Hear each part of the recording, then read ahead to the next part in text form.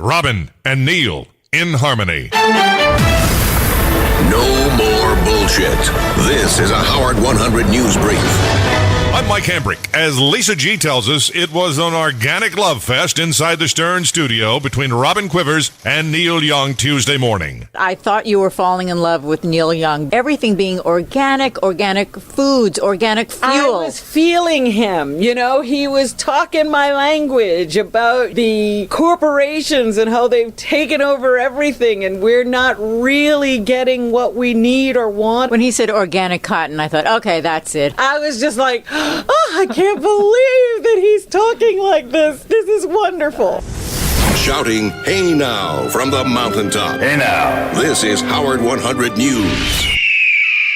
Ron the Belcher is no more. It is now simply Ron Johnson, and he is a changed and happier man. It's Howard 100 News. In depth. You know, doctors and they're like, yeah, this is a real. This is all the help I can get. This is a real affliction. It's been quite a run for Ron the Belcher. On July 4th, tragedy struck him in my life.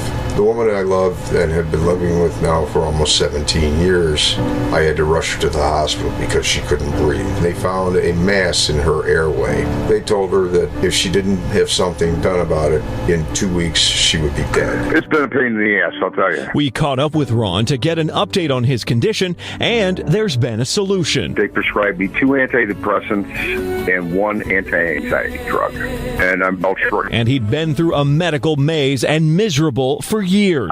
I was to the point where I would belch for 22 hours a day and get 2 hours of sleep. Honest to God. I mean, I'm happy it's over. And Ron hopes his improved health will help others. Absolutely. There were 19 other people that contacted me with the same condition. Try to talk to their doctor about these type of drugs. Maybe they have a psychological problem. Obviously, I have a psychological problem. Brett Larson, Howard 100 News. This day in Howard history, October 14th, 1993. It was the Howard Stern book signing for Private Parts at Barnes & Noble on 5th Avenue in Manhattan. Howard's publisher, Judith Regan, recalls there was concern about safety inside the People Pack store. When that book came out, nobody expected the turnout. They closed 5th Avenue. There were police everywhere on horses. It was a near riot. I remember the CEO of Barnes & Noble at the time, Len Riggio, came up to me, and I'd actually never met him face-to-face, so I didn't know what he looked like, and he started screaming at me, and I thought he was some raving lunatic, and he was afraid the crowds were going to push so hard that the windows were going to cave in on his store. It was an incredibly dramatic moment. This day in Howard history.